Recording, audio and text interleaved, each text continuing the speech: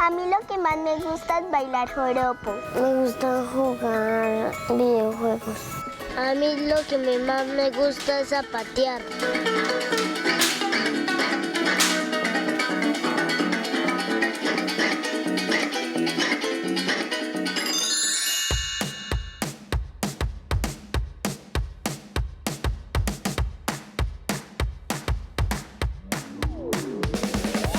En este momento está habiendo una interferencia de los juegos de video con los juguetes, porque es más fácil para los papás entregarle a un niño una tablet o un celular y que se entretenga solito a tener que asumir el rol de jugar con él porque no tienen tiempo. Un juego, siempre que lo utilizo, debería dejar una lección de aprendizaje.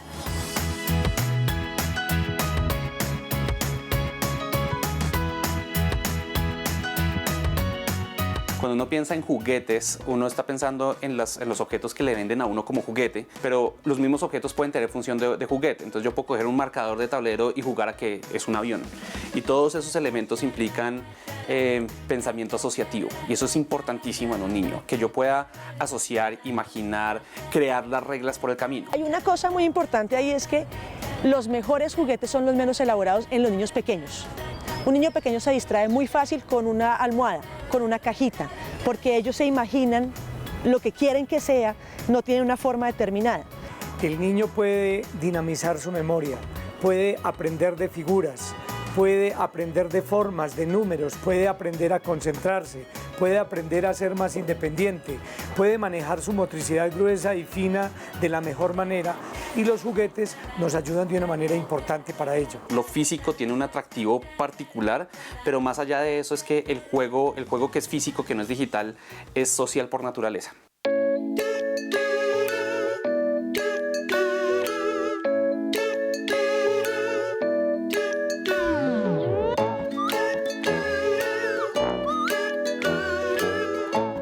Los juguetes son cosas que permiten interacción con otros niños, pero no es obligatoria esa interacción. Es decir, yo puedo jugar con un juguete solo, con un carrito, con una muñeca, o puedo jugar con otros con ese mismo carrito, con esa misma muñeca. Mientras que un juego de mesa me exige y me demanda interactuar con otros, tomar turnos, esperar a otros, o sea, me demanda una interacción social y me demanda una cantidad de cosas que el juguete no me va a demandar. Y esa socialización es supremamente importante, que son cosas que no se dan en los juegos de alta tecnología. Si yo juego incluso un juego social a nivel tecnológico, yo pierdo la capacidad de ver la cara de los demás. Entonces todos esos microgestos, mirar los ojos de las otras personas y reconocer en esos ojos microexpresiones, todo eso es fundamental en el desarrollo de un niño. Y eso lo da mejor el juego analógico que el juego digital, por ejemplo. Sí puede pasar con un juego de video, pero en una dimensión muy diferente, porque como estoy solo, no tengo que interactuar con nadie si pierdo o si gano, es conmigo mismo. Cuando uno ve a los niños interactuando con juegos de mesa, lo peor que puede pasar es que el niño no le gusta el juego y no lo entiende. Pero no hay ningún tipo de incidencia negativa en el tipo de pensamiento que genera el juego, porque el juego es natural al sistema de aprendizaje.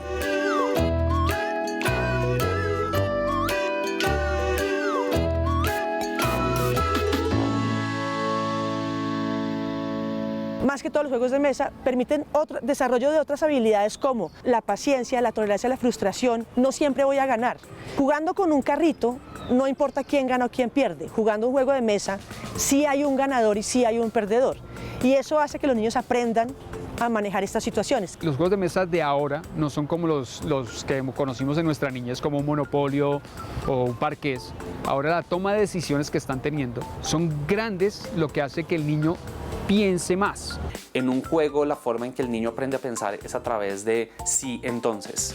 Si yo muevo esta ficha a este lugar, se activan estos procesos, pero si la muevo a este otro, se activan otros. Y al hacer eso, mi cerebro tiene que aprender a optimizar, que es un proceso muy importante. Yo tengo que aprender a saber cuáles movimientos me generan más recursos o más poder, mejor posicionamiento en un momento dado. La cantidad de tipos de juegos que hay, la cantidad de materiales que hay, de componentes, de tablero, sin tablero, todos los gustos son tan diferentes que es muy difícil pensar cuál es un buen juego y cuál es un mal juego, porque lo que para mí es un muy buen juego, para otra persona puede ser un pésimo juego y no lo va a jugar nunca.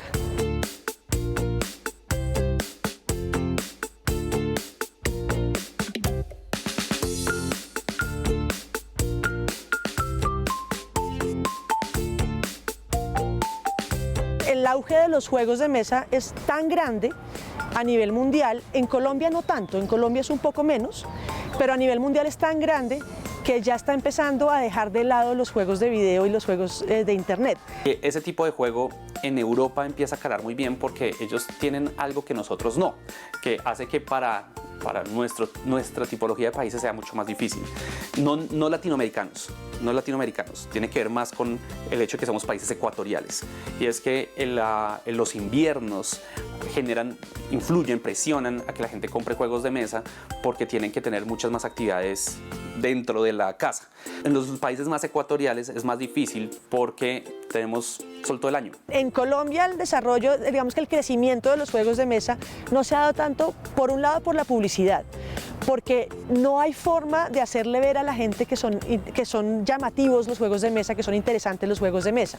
Por otro lado, la tradición, tenemos una tradición de otro tipo de actividades diferentes que no van con los juegos de mesa. Entonces, poner a competir culturalmente el juego de mesa con otro tipo de actividades como salir de rumba, por ejemplo, es mucho más difícil.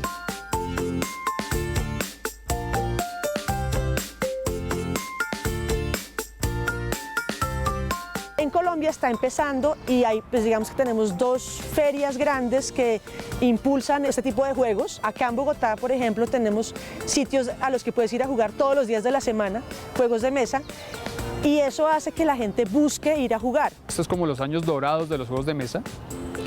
Entonces ya se está logrando sobrepasar ciertas tecnologías para lograr una interacción de las personas y las familias. Hay muchos papás que están buscando cómo llevar a jugar a sus niños, porque quieren sacarlos de las tabletas y de los celulares. Entonces, eso digamos que está en crecimiento y ahorita está dejando mucho de lado la tecnología. En este momento, las compañías que producen juegos de mesa de manera internacional están llegando incluso a tener niveles de venta que no llegan a los juegos AAA, eso es de video, no van a competir en ese mercado es muy especializado, pero sí con los juegos móviles, por ejemplo, es mucho más fácil a veces en el mercado hacer dinero con un juego de mesa que con un juego móvil. El punto de la tecnología es que día a día llega a picos, porque hoy si trazo una línea para demostrar el punto máximo de la tecnología, pensaría yo que una vez termine de trazarla ya es obsoleta. La tecnología digital, sí, claro, tiene unos elementos de wow, me permite a mí jugar sin tener que tener otros jugadores. Entonces, cuando aparecen las consolas y aparece Mario Bros, yo podía sentarme a jugar Mario Bros solo con la consola y la consola de alguna forma hacía de los otros jugadores. Eso es lo que hace la inteligencia artificial.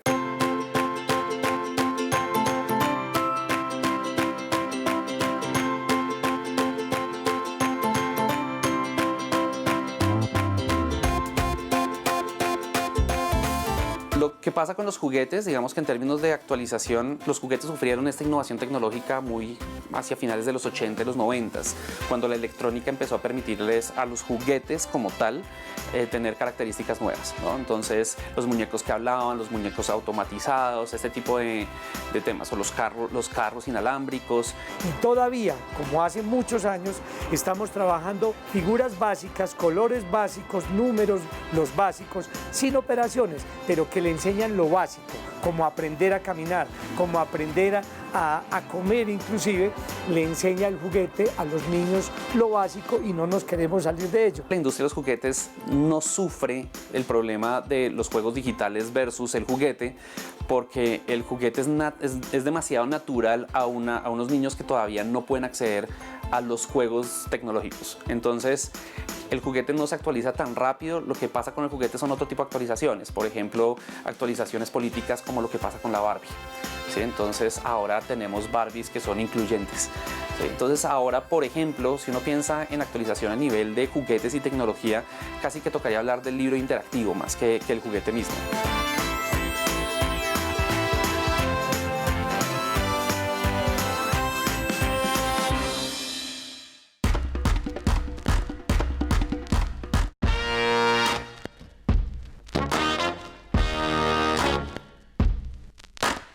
Pues Pues a mí me gusta ver la televisión y a veces mi tía me lleva a cines. Nosotros jugamos policías y ladrones, pastillita, lleva color. Me gusta ver televisión porque te enseñan cosas.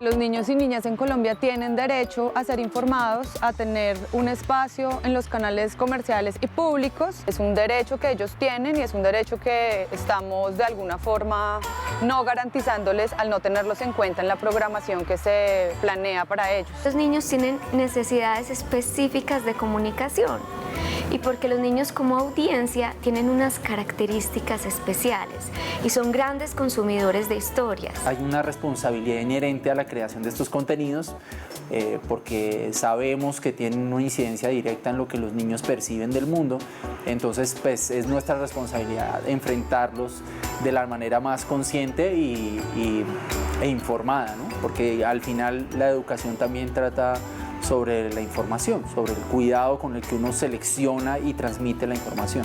Sí debemos generar contenidos de calidad para niños, que los hagan reflexionar, que los hagan pensar, que los hagan ponerse en los zapatos del otro, pero que no necesariamente tengan una moraleja didáctica, explícita en el contenido, y eso es lo que hace que muchas veces algunos de los contenidos que son demasiado didácticos sean ñoños, aburridores y sean rechazados por los niños.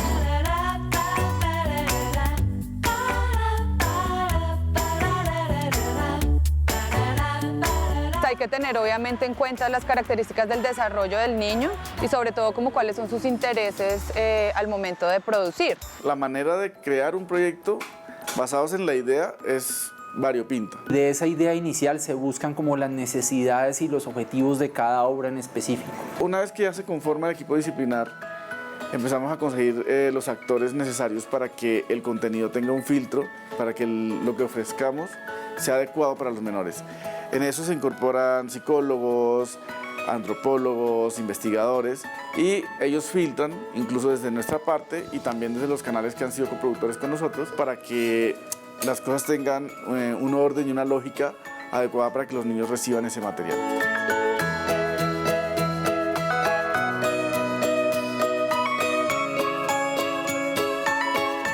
Es muy importante tener en cuenta la edad de los niños en el momento de crear contenidos para ellos. No es lo mismo crear un contenido para una franja etaria pues, preescolar que para niños más grandes de 6 a 8, de 9 a 11. Los niños tienden, independientemente de su género, a ser violentos, a exponerse a riesgos innecesarios porque ellos no saben las consecuencias que eso puede acarrear. Entonces, en la medida en que entendamos qué necesitan, qué quieren ver, podemos diseñar contenidos específicamente para ellos, que los cuiden, que los protejan, pero sobre todo que los diviertan. No existe un formato unificado que uno diga a los niños pequeños solo les gustan los personajes que son, no sé, los títeres o las animaciones, no.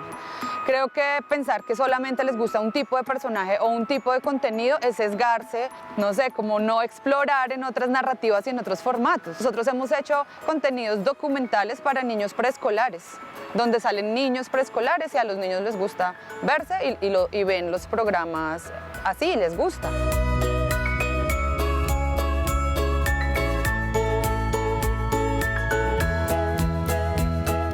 Es importante que los padres acompañen a los niños en el consumo de cualquier contenido porque no hay un criterio. O sea, los niños se exponen o incluso son violentos irresponsablemente. Pero también es verdad que hay que ver la realidad. La realidad es que tenemos que pagar el arriendo, tenemos que trabajar, tanto mujer como hombre. Es una irresponsabilidad, pero hay cosas que están pasando y que se están escapando de nuestro control. Dependiendo de la edad, obviamente esos riesgos cambian, pero los padres siempre tienen que estar ahí.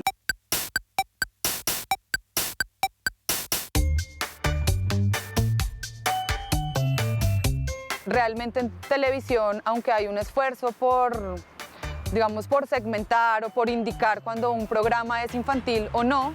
En realidad, si el niño está solo, puede ver cualquier cosa. Y lo mismo sucede ahora con los medios digitales, con el internet. Plataformas VOD tienen perfiles diferentes para que los niños accedan a solo cierto tipo de contenidos.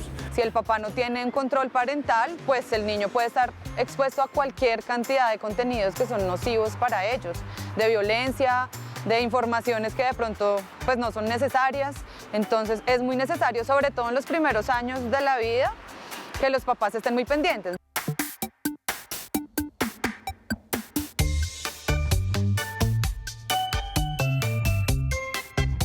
Actualmente no hay una oferta tan amplia en cine colombiano para niños. Los niños colombianos están viendo películas casi siempre que se hacen en Estados Unidos, en Canadá, en Australia o en Gran Bretaña. Para producir contenidos para niños, pues el tema le debe importar a alguien, ¿no? Y a alguien le debe importar que realmente los niños tengan este espacio y que el contenido sea un contenido de calidad. ¿Esto qué implica?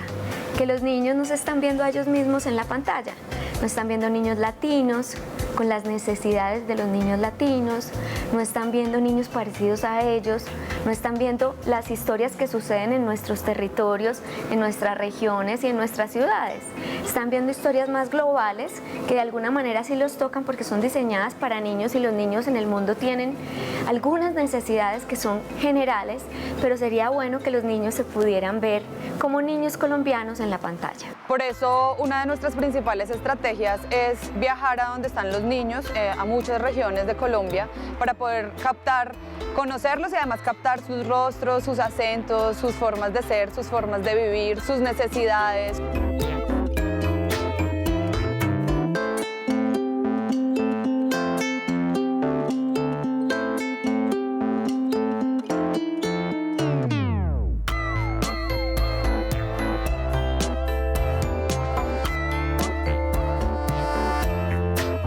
El tema de la participación de los canales privados en la producción de contenidos infantiles en el país es un tema de discusión de hace mucho tiempo, o sea, no es nuevo.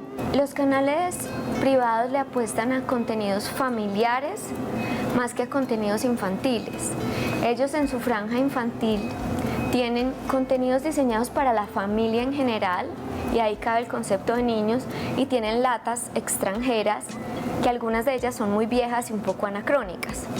Si los privados no pueden implementar eso o porque su demanda o su flujo de capital no se los permite, entonces pues sí es importante que el gobierno presente una opción para que los niños tengan más de dónde optar y consumir otro tipo de contenido. Esos canales de alguna manera están descuidando a su audiencia del presente, que son los niños, pero que también van a ser la audiencia del futuro porque ellos van a ser adultos.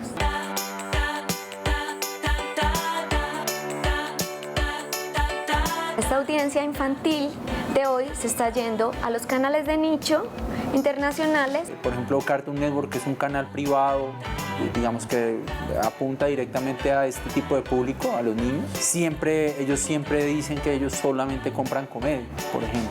El contenido infantil obviamente tiene ciertas características y cada marca también tiene su ADN particular.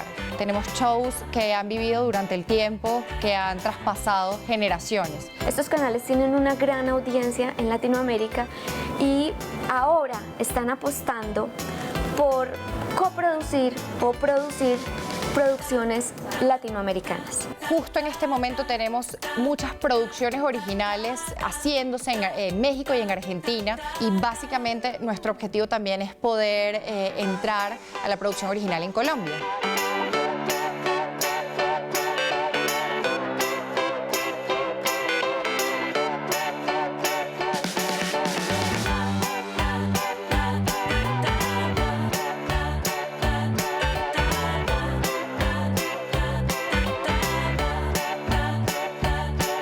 La función de los canales públicos en la producción de contenidos infantiles ha sido crucial. Realmente para nosotros los productores ha sido la única opción en este momento de llegar a los niños con contenidos propios. Gracias a la televisión pública hemos logrado ser más visibles con contenidos inteligentes y contenidos que verdaderamente aporten a la sociedad.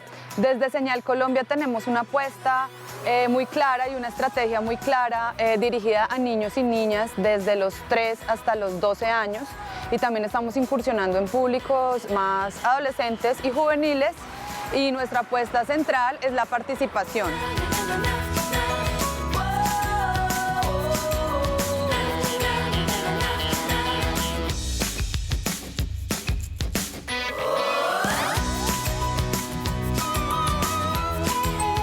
Curiosamente, por ejemplo, contenidos que han crecido al amparo de las convocatorias estatales de Mincultura, de la Autoridad Nacional de Televisión o del Fondo de Televisión en general, de los canales regionales también, ha sido productos que han salido de ese caldo de cultivo, han llegado a canales comerciales, curiosamente. Además, los formatos que nosotros producimos, que venimos produciendo desde hace más de 12 años, son contenidos producidos por realizadores y equipos que han aprendido a escuchar a los niños y a tenerlos en cuenta a la hora de diseñar los proyectos para ellos. Es importante la labor del gobierno, no solo por nutrir de contenido en sus propios canales, sino por ofrecer un semillero donde puedan crecer producciones que de otra manera no habrían llegado nunca al público general.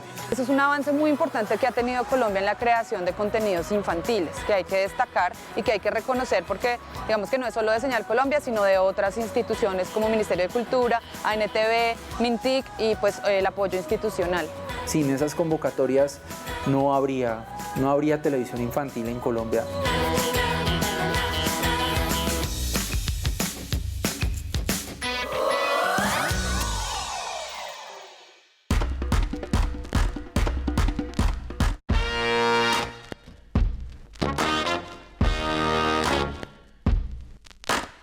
A mí me gusta más jugar con los Legos porque es un juguete muy chévere donde puedes armar y con eso te puedes distraer. Me gusta es con el celular porque puedo jugar y todo eso, me distraigo. Ver también el teatro es muy chévere, ver los personajes, ver las historias tristes, felices.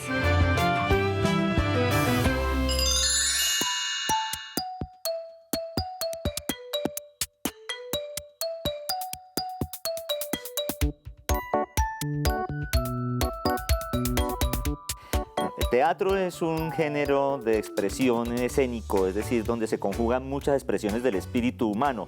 Ahí está la música, la danza, la literatura, en fin, todas las expresiones del ser que comunica a un público. El teatro de títeres tiene un poder de comunicación muy grande con el niño y tiene la posibilidad de transmitir muchas emociones, historias y vivir un mundo simbólico y ficcional a través del teatro de títeres.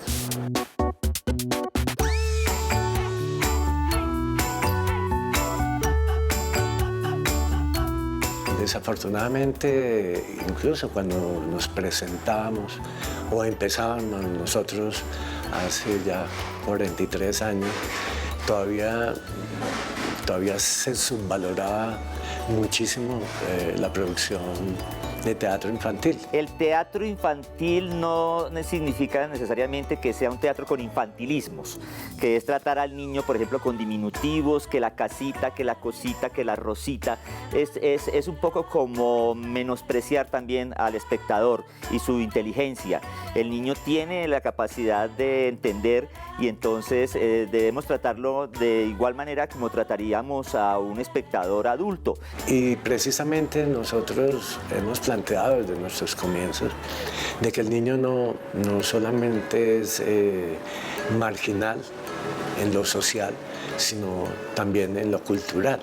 Y hemos querido, a través de nuestras obras, dar contenidos de mucha profundidad, de mucha factura, de calidad escénica, calidad dramatúrgica, calidad visual en la construcción de los muñecos, de los personajes. No es necesario estar trabajando, digamos, en las artes escénicas con esa orientación de que los niños no entienden, de que los niños como son pequeños, entonces hay que tratarlos con diminutivos, o también el uso muy recurrente en muchas obras de teatro que he visto yo, de esas muletillas conductistas, donde la pregunta está dentro de, la respuesta, perdón, está dentro de la pregunta que se le hace a los niños. Entonces dicen, buenos días, niño. Entonces los niños que dicen, buenos días, ¿verdad que sí? ¿Verdad que sí? ¿Qué responden? Pues sí.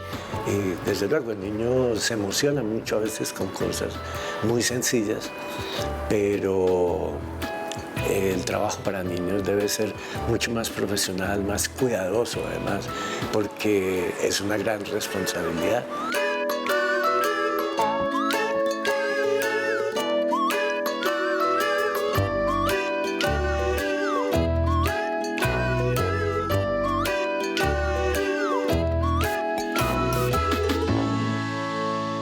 La construcción del personaje es súper importante porque el niño se identifica y tiende a identificarse con algunos de estos personajes. De ahí que debe ser uno muy cuidadoso en su construcción. Además, desde su caracterización no solamente física, sino psicológica, que existan muy claramente definidos los tipos de personajes, ¿no? Hay unos personajes que son los protagonistas, que son los proactivos, los que quieren algo, los que desean un objetivo, lograr un objetivo. Pero también están los antagonistas, que son los que condimentan la historia y son los que hacen que el teatro sea también divertido e interesante. Y eso lo complementa pues ya el trabajo del actor, en la elaboración de la voz, en su proyección, en sus matices. El maniqueísmo es algo que nosotros hemos intentado desterrar del teatro para niños porque las cosas no están pintadas en blanco y negro. Existen muchos grises, existen muchas cosas que componen cada personaje. Todos tenemos nuestras dos fases, ¿no? ¿Sí? La fase positiva, la fase negativa, la fase alegre, la fase triste. Entonces hay que mostrar los personajes más humanos, que sean más cercanos a lo que realmente somos.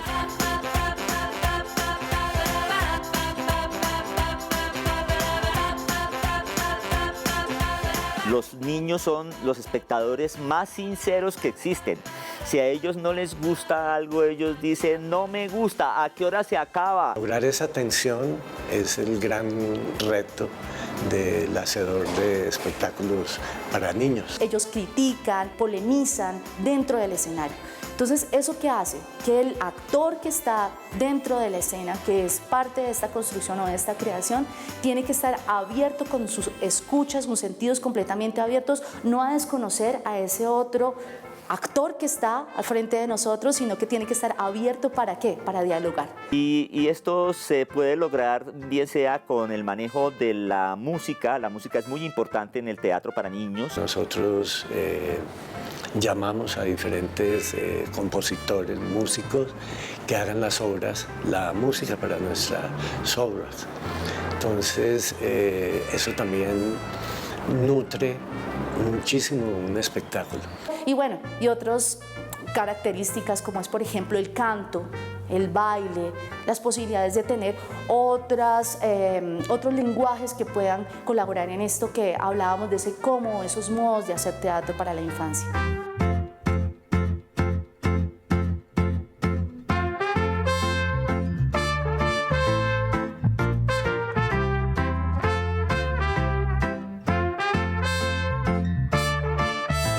En nuestra sala que a veces llegan hasta 3 generaciones juntas a ver un espectáculo. Muchos que nos vieron de niños, que vienen con sus hijos, porque los motivó tanto que quieren compartir esa experiencia con sus hijos. Hablar de teatro infantil a veces como que se categoriza solamente a una cierta población, el teatro es para todos, sin embargo, cuando nosotros somos creadores de teatro para infancias, me parece que es muy importante hablar del cómo se puede llegar a esta clase de públicos, a estos espectadores niños y tener en cuenta también las edades, la cultura, toda la parte social en la que emergen estos niños a los cuales se les va a llevar esta clase de experiencias. Desafortunadamente el niño pues, no es el que toma la iniciativa de ir al teatro. lo hace generalmente los adultos, ya sean los padres o los maestros. Se trata de convencer a los adultos de esto, de la importancia de que los niños tengan la oportunidad de conocer estas expresiones culturales y para los niños que tengan también esa opción de entrar en este mundo mágico que es el mundo del teatro y de los títeres. Es muy importante también tener en cuenta cuando hacemos todo este ejercicio de la creación, tener en cuenta al adulto, que es el que viene, compra la boleta o acompaña a su niño. Si nosotros llegamos también a ese público, podemos sentir o creer que el espectáculo puede ser un éxito. Habrá algunas cosas que el niño no entiende dentro del contexto de la obra, algunas palabras, pero si hemos logrado la atención de ese adulto, se va a generar un diálogo entre el niño y el adulto al salir del teatro, en su casa, los comentarios, preguntará sobre muchas cosas. La obra debe ser lúdica, debe ser un juego. El teatro de títeres es una fiesta. Es ir a la fiesta, es ir a gozar, es ir a estar con otros y a compartir con ellos y a tener unos nuevos amigos que son los personajes de la obra.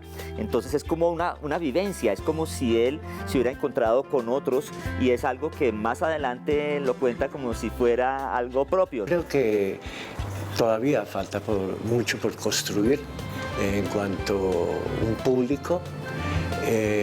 Y lo que hacemos, los que tenemos salas y tenemos una programación permanente, es lo que nos permite generar ese público y generarlo desde la infancia.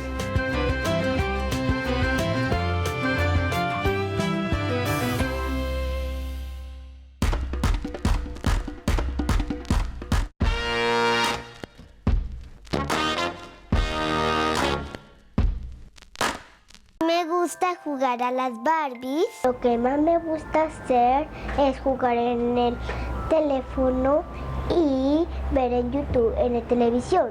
En algunas ocasiones me gusta jugar en aire libre y a veces estar en el celular. Lo que más me gusta pues es estar en el celular, pues porque me entretiene mucho, tiene mucho contenido que me divierte y me entretiene.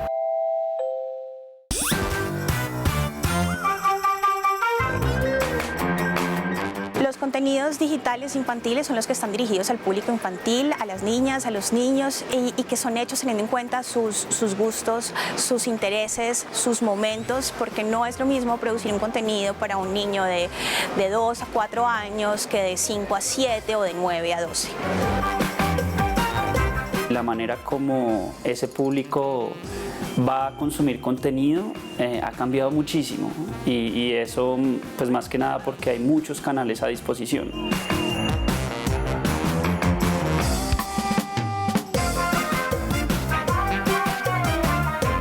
Los contenidos digitales en este contexto en que los niños prácticamente nacen con un celular en la mano se hacen vitales porque ya en últimas uno sale y ve que los papás sientan a un niño con un celular en un restaurante a comer y lo que está viendo realmente muchas veces no tiene mucho sentido. Hoy en día estamos hablando también de un público que es muy crítico, que ha crecido mucho, digamos, en los medios que tiene para consumir y a los que toca, digamos, ofrecerles de alguna manera historias que no se queden quietas, que tengan como ese mismo espíritu de curiosidad.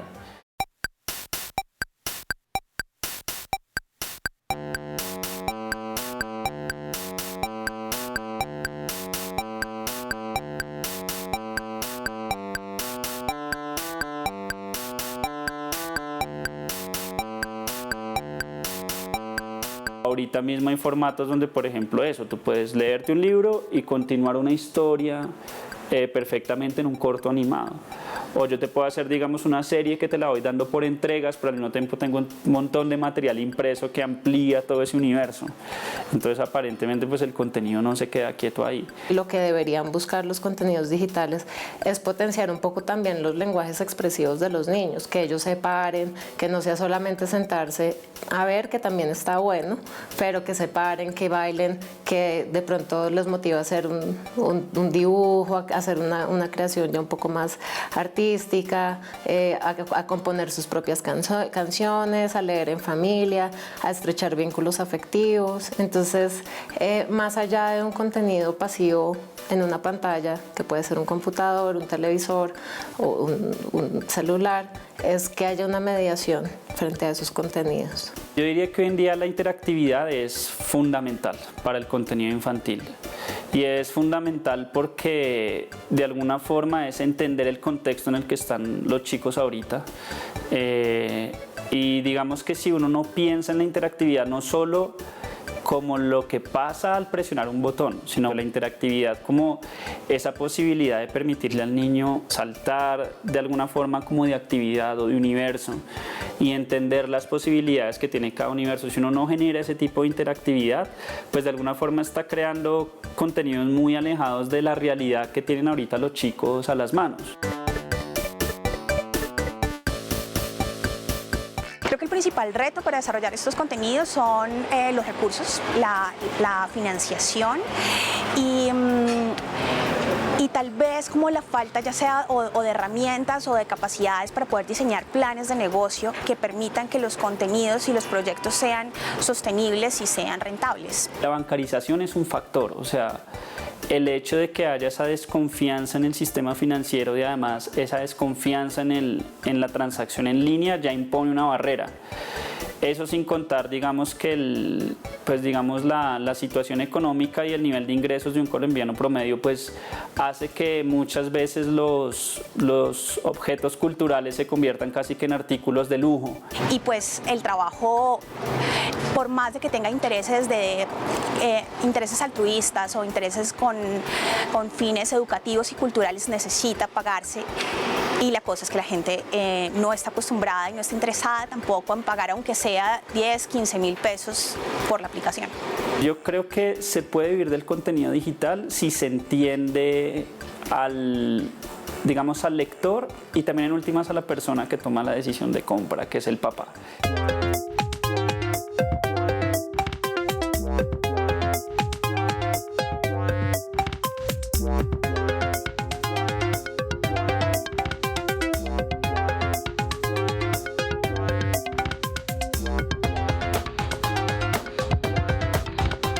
En el país tenemos fuentes de financiación que vienen desde el sector público, que vienen ya sea, por ejemplo, está la de Crea Digital, que es del Ministerio TIC, con Mincultura, está también los estímulos de Mincultura.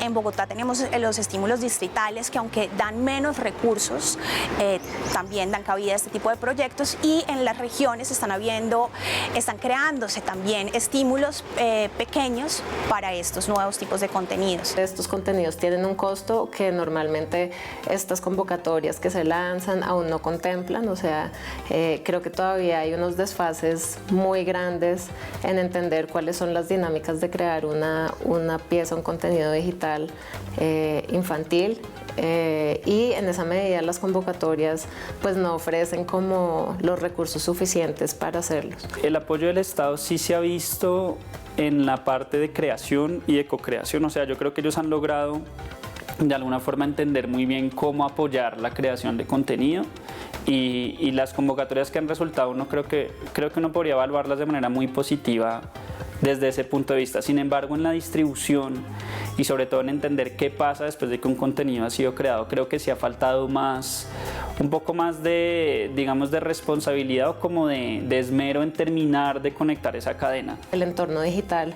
tiene pues unas dinámicas que todavía ni siquiera el sector las conoce bien, ¿no? Un poco de cómo vender los productos, de cómo concebirlos. Entonces, pues digamos que yo siento que en este momento a lo que llamamos contenidos digitales, pues es como una apuesta que está todavía como en desarrollo. Yo creo que Colombia, y principalmente con los esfuerzos que ha hecho Mincultura en los últimos años, ha dado auge a la producción y a la difusión de esos contenidos infantiles, contenidos digitales, digamos, con esa plataforma Maguaré y Maguarred. Maguaré es una plataforma que tiene más de 600 contenidos digitales. Ahí hablamos de juegos, aplicaciones, canciones, karaokes, cuentos o libros digitales. También, pues digamos, entran series hechas, digamos, como primera pantalla televisión, pero que ahora pues viven también en entornos digitales. De pronto lo digital tiene una cabida ahí, entendiendo que en Colombia todavía la cultura es algo que necesita de mucho apoyo del Estado, porque de alguna forma pues no es tan fácil adquirirlo para muchas personas.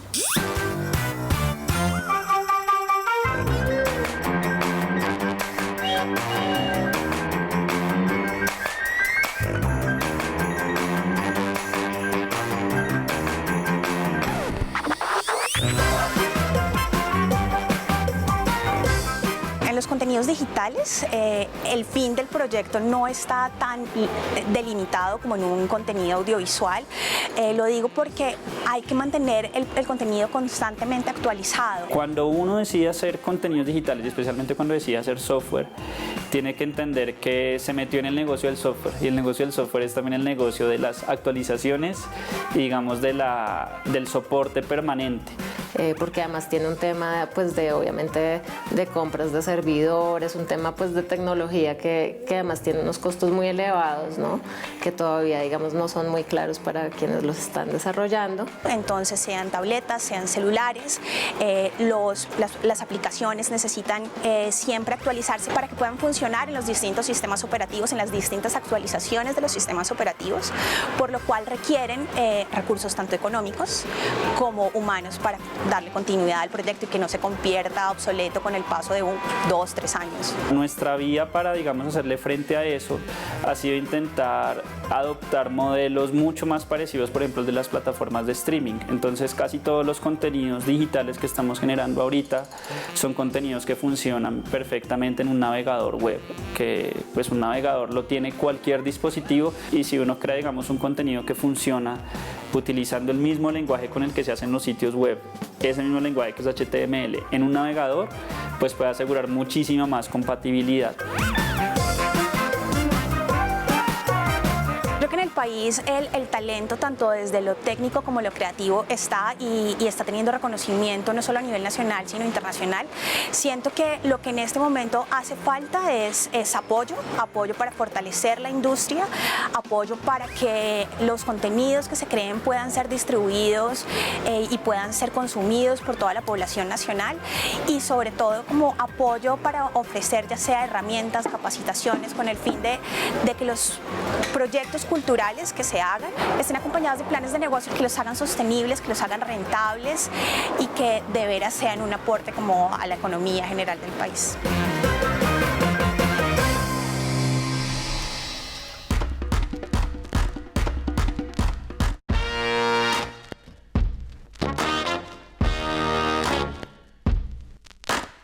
A mí lo que más me gusta es tocar piano y contar chistes.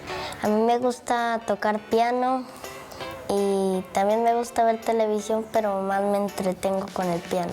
Yo prefiero en mis tiempos libres salir a ensayar con el coro o a veces salir a jugar. Soñando un mundo nuevo, generoso y sincero y lleno de ilusión.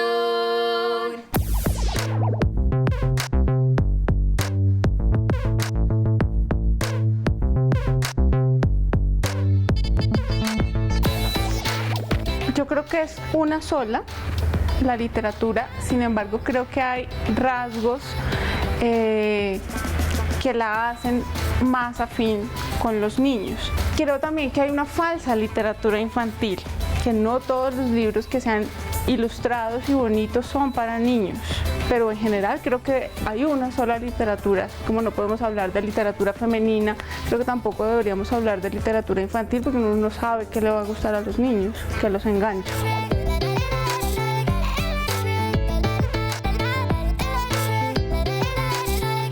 La literatura es una sola pero indiscutiblemente hay libros pensados para niños y jóvenes y precisamente a eso me dedico yo. En este momento somos abuelos, mi esposo y yo, pues vimos que nuestra nieta tuvo una gran ventaja porque está rodeada de libros desde que nació y quisimos que esa misma oportunidad la tuvieran montones de niños en el país.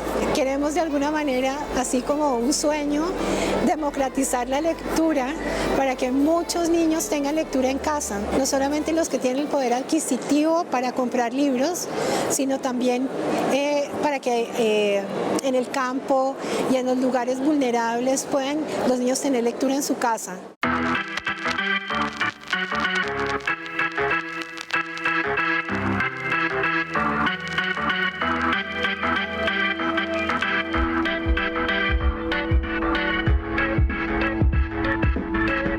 Muchos los temas, es la manera como lleguemos a ellos, la manera como se escriban estos libros. Los jóvenes, como nosotros los adultos también sentimos curiosidad por muchas cosas en el mundo y ellos mucho más. Y los niños de 8 años son como esponjitas que quieren chupar de todo porque quieren saber de todo.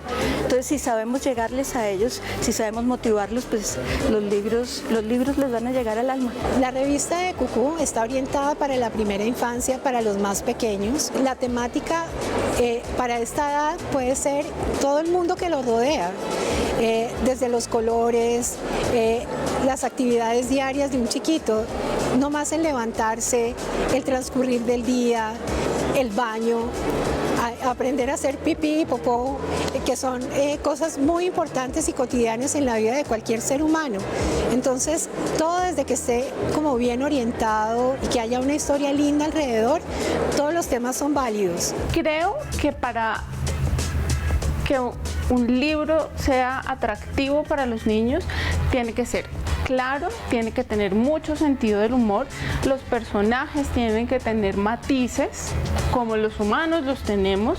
Sobre todo, no tiene que ser libros que tengan como propósito una moraleja o una enseñanza. Cuando los libros que se hacen creyendo que los niños necesitan que les enseñen valores, cómo ser buenos, cómo ser felices y querernos los unos a los otros, en ese momento el espíritu de la literatura infantil se arruina completamente.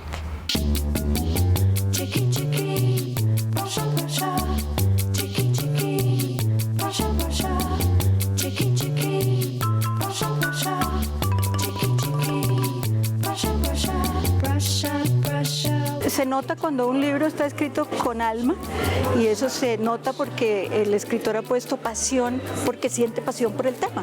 Me baso en mis propias necesidades y en mis propias experiencias. Creo que aunque uno escriba ciencia ficción, siempre está hablando de uno mismo, es imposible no.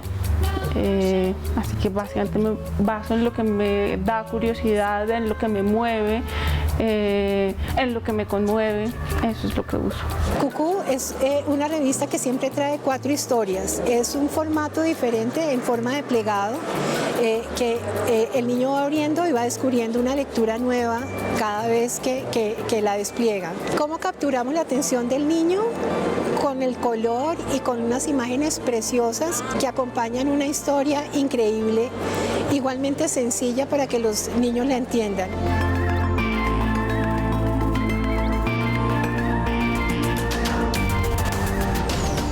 Jóvenes y los niños están leyendo bastante. Hay muchos proyectos en Colombia motivando la lectura y la escritura en los más pequeñitos. Eso me fascina. Entonces yo veo todos los días que me llegan historias de personas que están haciendo una biblioteca rural, que convirtieron una casa abandonada en biblioteca, que le leen por las noches a los más chiquitos, que invitan a las abuelas también a compartir con los niños la lectura. Eso me encanta y la Biblioteca Nacional tiene una red gigantesca por toda Colombia. Además, cada vez más están llegando a las zonas rurales, que yo creo que es importantísimo que los libros lleguen hasta allá. Hay tanta carreta al respecto, se supone que no, que ahora solo están en el celular, que ven mucha televisión, que ven muchos videojuegos y nos dicen que todo tiempo pasado fue mejor, que antes sí leían. Yo no sé qué tan cierto sea eso. No sé, hay niños que leen esas sagas y Harry Potter que son unos mamotretos enormes y ahí se pegan.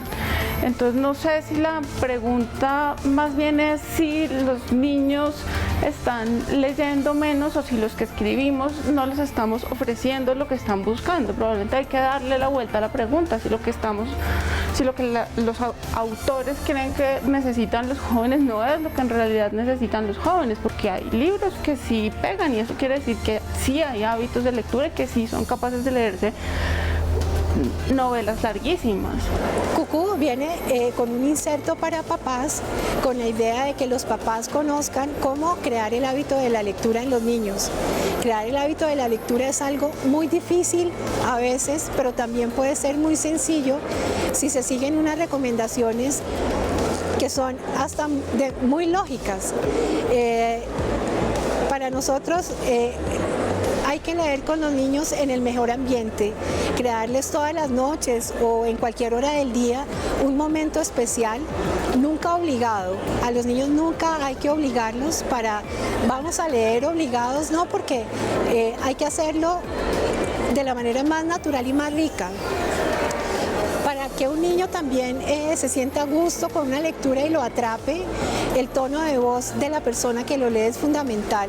Hay que ponerle alegría, entusiasmo, hay que hacer que ese ratico de lectura sea muy especial. Una historia pega si está hecha de verdad. Es creíble para el que la lee si el autor realmente se la creyó, si la hizo con pasión y miró sus personajes, si cree que el lector es inteligente. Hay una tendencia y es pensar que los niños son estúpidos, entonces necesitan que les digan cositas felices sobre los ositos y no. Y yo creo que eso un niño sabe cuando lo están tratando como bobo, sabe si un adulto lo está tratando como bobo, hablándole o en un libro. Y eso se nota en lo que quieren leer. Lo peor es obligarlos a leer y lo peor es también imponerles nuestros gustos. No lea ese libro porque es horrible, no lea ese libro porque es muy tonto. Mentiras, el niño va encontrando su camino. Si yo le muestro opciones de muchas lecturas, él va buscando lo que realmente le va a gustar a él, porque cada libro le llega a cada persona de una manera distinta, de acuerdo a la vida que uno ha tenido. Entonces no hay una lectura, hay miles de lecturas de un solo libro.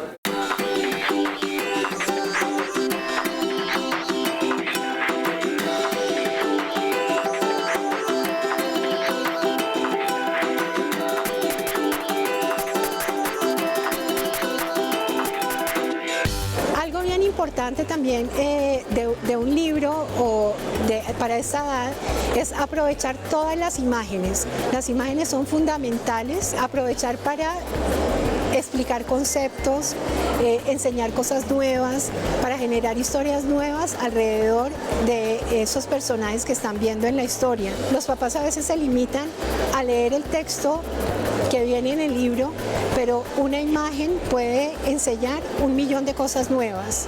Si de verdad los padres creen que la literatura les puede ofrecer algo a sus hijos, pues hay que leerles en voz alta, hay que leer con ellos, hay que hablar de lo que leen, ojo, sin buscar cuál es la enseñanza del libro, sino qué sentiste de esto, cómo te pareció este personaje. Una conversación real acerca de lo que uno leyó, que no sea una conversación con fines pedagógicos, sobre todo, y leer con ellos. Yo creo que dar la instrucción no sirve para nada y esa instrucción es lo que suelen hacer los profesores en los colegios, los padres de familia, siendo ellos no lectores.